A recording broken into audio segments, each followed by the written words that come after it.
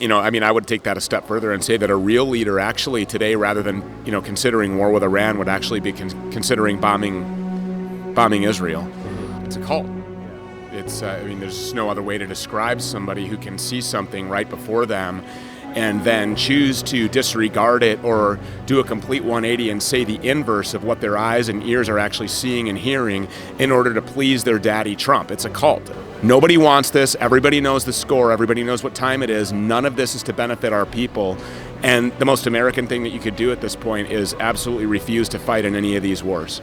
Before we get to our interview, I urge everyone to check those links in the description for real-world solutions. And if you want to help support us, we truly appreciate any help we can get. Here's our GoGetFunding.com campaign. It looks like there's a lot of money in that. That's for many, many years because they won't let us create a new one. But I appreciate everyone who has helped us over time over at GoGetFunding.com, Patreon, and Subscribestar. You guys are amazing. We can accept Bitcoin donations through this if you want to scan this on the screen or in the description in text form. And of course, we have our Cointree link with a bunch of different cryptocurrencies that you could donate in, including privacy coins. So we appreciate your help, my friends. You're the only thing keeping us up and running because, of course, we're censored everywhere algorithmically and banned, and you guys are the heartbeat of independent media. So I appreciate it. Now off to the interview.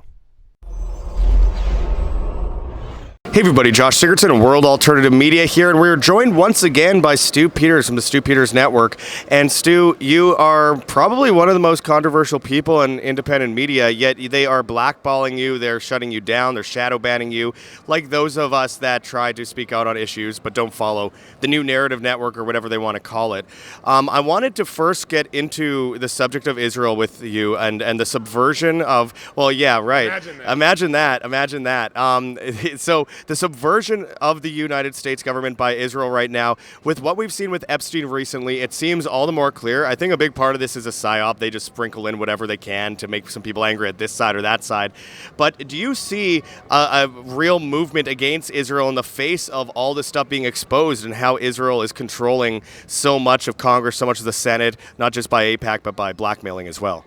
To the extent that I think that in these so-called elections and in these campaign cycles, you're going to see candidates who launch, campaigns that are solely focused on this. And I think that you're going to see them, rise to prominence amongst the population. Now, whether or not that makes a difference in the election process, or whether they gain traction, is to be debated. There are weapons and there are tools at our disposal, like ASAPAC, which is the counterweight to AIPAC, that can actually collectively crowdsource and fund some of these candidates, because as you know, we don't learn of candidates unless we're presented to them by the Israeli-controlled media. We don't, we get the two choices that we're given. So yes, I think that it's going to be an issue that's central to campaigns, and that people are going to say, I'm campaigning on the severance of the relationship between America and Israel. I would take that a step further and say that a real leader actually today, rather than, considering war with Iran, would actually be considering bombing Israel. Yeah. Well, and, something that I've noticed, and for those that don't know, limited hangout means telling part of the truth but not the entirety of the truth in order to misdirect people from the entirety of the truth. It's a CIA term, and we have a lot of people in independent media right now that are talking about Israel, but somehow they get massive audiences, and people like you blew up years ago, and you obviously have a very large audience. However, you're also being clearly shadow banned on places like X, where, for example, if you use the word Israel in a post in a negative connotation, your channel does not get seen by people. It's been exposed by the blueprint that was released a few weeks ago by X. But meanwhile, we have a few others in independent media that are getting huge play, even if people aren't followed by them. One of them being someone like Nick Fuentes. I wanted to hear your thoughts on the rise of him and the suppression of so many others in independent media. Is it natural? Is it really a big phenomenon around someone like Nick Fuentes, or is it that we're being kind of misdirected to things? Because he said some things recently that sound rather anti-freedom, to say the least, regarding a lot of the issues he's been talking about. I wanted to hear your thoughts on that phenomenon. I met Nick several years ago, and I was invited to speak at his event. And as a matter of fact, during my talk here, I was making reference to that event where I called Marjorie Taylor Greene Marjorie Faker Greene, trying to encourage positive, behavior from the Congresswoman. But I don't really know. I mean, we have texted back and forth, but what I do know is just what I can see. I disagree with Nick strongly and vehemently on his positions about medicine. He came out like attacking everybody who has rightly pointed out that Western medicine and the big pharma industrial complex have perpetuated like murder against so many people. And I mean, the writing is on the wall. It's very obvious. The evidence is there, and that these are like pegylated lipid nanoparticle, for example, is the weapon of biowarfare that I was just talking about. And then he just basically told everybody that they should go kill themselves if they don't believe in Western medicine. So I disagree like on singular issues like this. But yeah, there's been these undertones of a switch in direction that have now become overtones, and it's very obvious that, it's my opinion that somebody like Nick aspires to be, in a position of power in this two-party representative system that we have been presented with as our system of governance, and that he wants to have, some sort of a position of influence in that so-called government. And I mean, I don't know if he's been promised a position in exchange for his pivot on Israel, but there has been a very obvious pivot on Israel. And, normalizing underage sex, and I consider having sex with 14 or 16-year-olds to be very disgusting if you're a grown person. And, I commented that on Twitter when he said something about the normalization of, sex with 14 and 16-year-olds, calling them like sexually mature beings or whatever he was saying, which was like taking the pressure off of Epstein. He went so far as to say that this guy was really cool.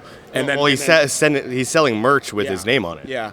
And so when I commented that, the next day on his show, he like overtly attacked me for saying I think it's disgusting to have sex with 14-year-old girls. So I don't know what to attribute it to, but if I were to guess, I would say that he has likely been promised a position of influence, to go along with the money that he has from his new gold merchants that have recently joined on. And I know all about the parameters and the confines that you have to operate in when you have, advertisers like that. I know exactly how these contracts look, and he's accepted that. So I think it's a shame, but, to each his own. Yeah. I mean, I've been offered things years ago when I was allowed to be seen, 150,000 subscribers on YouTube. Hey, it's going to be recommended to you. You're going to see it. And then had a few near-death experiences, and suddenly, hey, here's a contract, sign it. And I didn't sign it. And next thing I know, I don't have views anymore, which, goes with the agenda here with us trying to get a message out of freedom and truth to individuals watching. And that is not the agenda of the establishment. They want full-on collectivism and everyone to cuck to the establishment. And with that, I mean, you have all these people that are clearly blackmailed and manipulated by the Israeli government. I mentioned at the beginning the subversion. You mentioned, potential war with Iran. That's what everyone's talking about right now. And I feel like we are seeing more people than ever. Iranian leadership, by the way, they were actually quote tweeting me, and they were in my comments earlier this morning, and they told me I'm absolutely correct because I said very plainly that this war is not supported by Americans, and I don't want the people of Iran or anywhere in the world. Everybody kind of collectively knows at this point that there's no support for these interventions. The only military intervention that I would support is one right here at home. The same with the regime change operation. That's what we need here, is a regime change in America. And these people understand that. They know that we don't support this, but they're going to do this anyways. And it's not for the national security or economic interests of my country or to protect my people or make them more prosperous or more safe.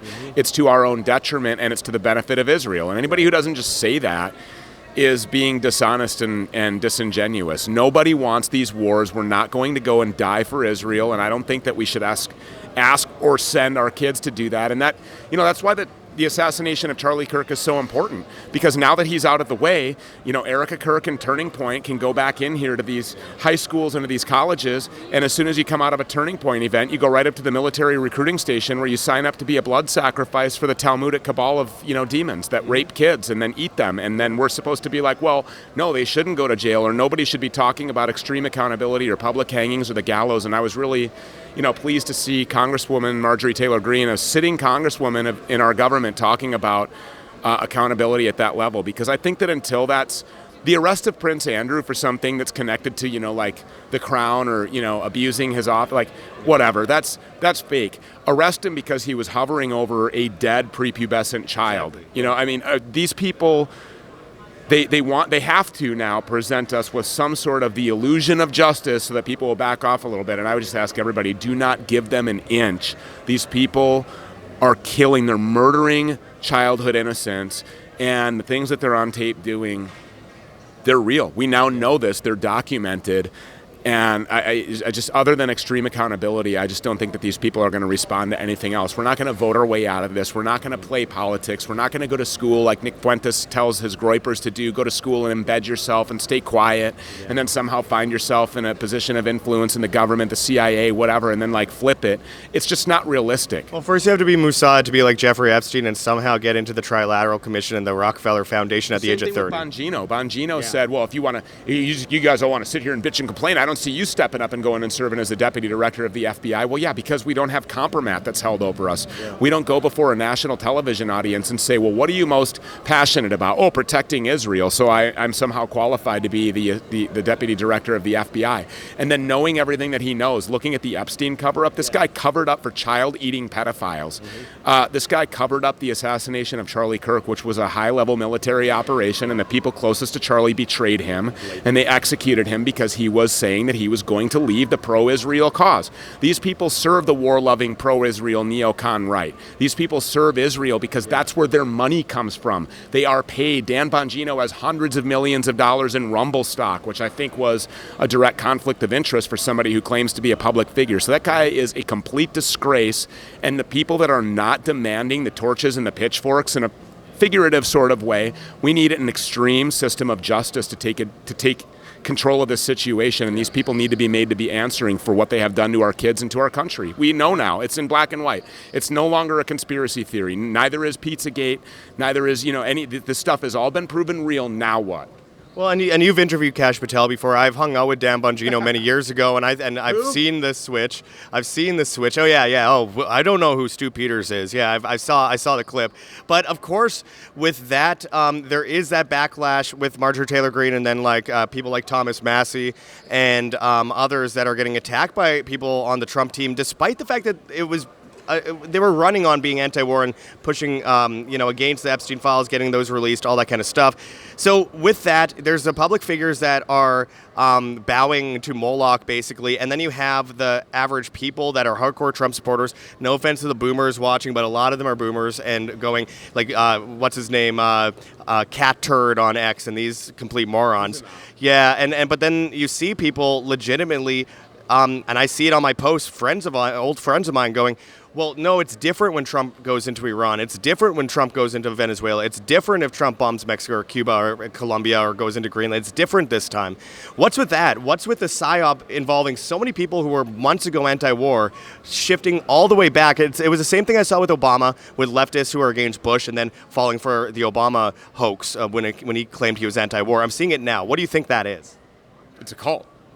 It's, there's just no other way to describe somebody who can see something right before them and then choose to disregard it or do a complete 180 and say the inverse of what their eyes and ears are actually seeing and hearing in order to please their daddy Trump. It's a cult at this point. The guy is mentioned over 37,000 times in the Epstein Files. The next closest guy has been arrested, although be it not for pedophilia or for murder, but for something else. Prince Andrew was only named 500 times, and he was number 2 in the Epstein Files tranche that we've already been able to see. Right. Keep in mind, still 6 million files that you've been promised you're never going to see.